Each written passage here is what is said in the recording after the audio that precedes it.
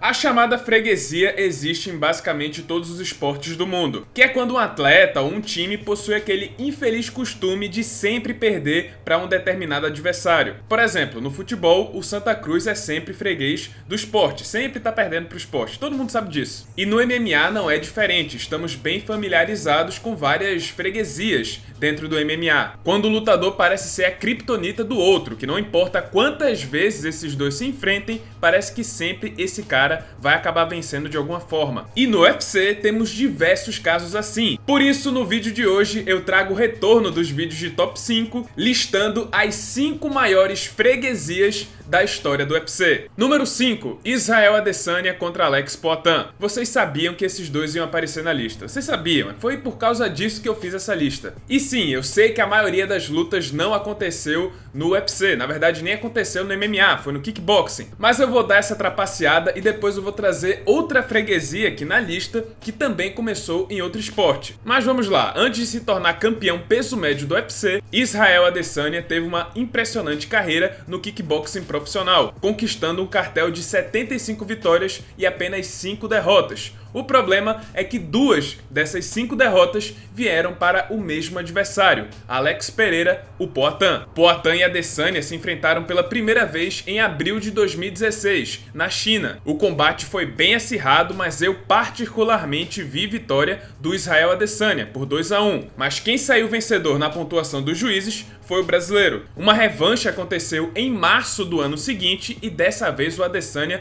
parecia querer fazer questão de que a luta não chegaria nas mãos dos juízes. O nigeriano deu uma verdadeira surra no Poatan durante os 2 primeiros rounds do confronto. O brasileiro estava praticamente lutando no automático no fim do segundo round, mas acabou sendo salvo pelo gongo. E no terceiro round, o Poatan ressurgiu das cinzas e encaixou seu clássico cruzado de esquerda, se tornando o primeiro lutador a nocautear Israel Adesanya. 5 anos depois, agora como campeão peso médio do UFC, Adesanya reencontra Poatan, que perseguiu o nigeriano no MMA até chegar na disputa pelo cinturão do UFC. E pela terceira vez, Adesanya começou melhor, venceu 3 dos 4 rounds disputados e caminhava para uma vitória na decisão dos juízes no início do 5º round. Mas o cruzado de esquerda do Poatan novamente encontrou seu queixo favorito e aplicou o segundo nocaute da carreira de Israel Adesanya. E o mais bizarro é que, por mais que tenha sido em 2 esportes diferentes, a história é sempre a mesma. O Adesanya começa melhor e acaba perdendo no final. E essa freguesia pode acabar ficando pior, porque tudo indica que muito em breve vamos ver uma 4ª luta entre os dois. E o próprio Adesanya disse que não vai descansar até conseguir vencer o brasileiro, que isso importa até mais do que o próprio cinturão. Número 4, Joanna Jedrzejczyk contra Valentina Shevchenko. Eu falei que Poatan e Adesanya não seria a única freguesia que teria início fora do MMA. Temos aqui um caso bem similar ao anterior, mas que consegue ser ainda pior porque essas duas se enfrentaram 4 vezes. Antes de se tornarem 2 das maiores lutadoras da história do MMA feminino,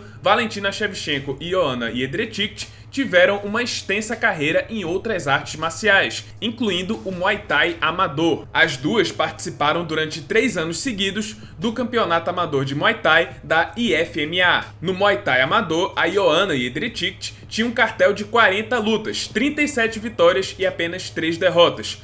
Todas essas 3 derrotas foram contra Valentina Shevchenko. Valentina eliminou Joanna do campeonato da IFMA 3 vezes durante 3 anos seguidos, e as duas voltariam a se encontrar 12 anos depois do primeiro confronto, dessa vez valendo o cinturão peso mosca do UFC em dezembro de 2018. E a luta foi um verdadeiro baile. Valentina se mostrou muito superior à polonesa em todas as áreas do combate, vencendo tanto as trocas de golpe em pé, como também no jogo de solo. O placar de 4-1 para Valentina na visão dos 3 juízes foi mais do que justo, e pela 4ª vez a Joanna acabou perdendo para campeã kirguistanesa. Número 3, Rogério Minotouro contra Maurício Shogun. Essa é clássica e começou lá atrás, nos tempos áureos do Pride. Rogério Minotouro e Maurício Shogun se enfrentaram pela primeira vez em junho de 2015, nas quartas de final do GP dos Médios do Pride. E a luta foi uma verdadeira guerra, lembrada até hoje como uma das melhores lutas de todos os tempos. E na ocasião, Shogun acabou vencendo em uma acirrada decisão dos juízes, embora muitos tenham visto vitória história do irmão gêmeo de Minotauro. 10 anos depois, agora no UFC, os dois brasileiros se encontram novamente, lutando em casa, no card principal do UFC Rio em agosto de 2015. E novamente os dois travaram uma guerra, não tão emocionante quanto a primeira luta no Pride, mas que certamente fez jus à expectativa dos fãs. Mais uma vez os dois chegaram à decisão dos juízes e mais uma vez houve um resultado controverso, já que Shogun venceu pela segunda vez o compatriota em uma decisão bem polêmica. 5 anos depois, agora em 2020, os dois veteranos se encontraram pela terceira vez, naquela que seria a despedida do Minotauro do MMA. Como ambos já estavam na reta final da carreira e com 40 anos de idade, a terceira luta foi bem menos movimentada do que as anteriores, mas novamente foi bem acirrada, os dois inclusive quase empataram no número de golpes conectados. Só que mais uma vez a luta foi para a decisão dos juízes e pela terceira vez o Shogun venceu o Minotauro em outra decisão que foi bastante polêmica. E essa história é bem curiosa, porque na visão de muita gente, o Minotauro deveria ter vencido as 3 lutas, mas oficialmente, que é o que conta, as 3 vitórias foram do Shogun. Número 2. BJ Penn contra Frankie Edgar. Durante muitos anos, BJ Penn foi considerado como o maior peso leve da história do UFC. Isso, claro, foi antes da ascensão de Khabib Nurmagomedov rumo ao título, mas durante seu auge, BJ Penn era considerado como um dos melhores lutadores do mundo. Inclusive, o próprio Anderson Silva já admitiu várias vezes que considerava o BJ Penn o melhor lutador do mundo, acima dele próprio. O Rei dos Leves, inclusive, lutou no mesmo card do Spider em 2010, no UFC 112. Nesse dia, Penn defenderia seu cinturão pela 4ª vez contra o pequeno Frankie Edgar, que não era muito conhecido na época, mas passou a ser conhecido depois que ele surpreendeu o havaiano e tomou seu cinturão por decisão unânime dos juízes. Muitos não ficaram convencidos com a vitória de Edgar e por isso uma revanche imediata foi marcada. E dessa vez o novo campeão não deixou dúvidas,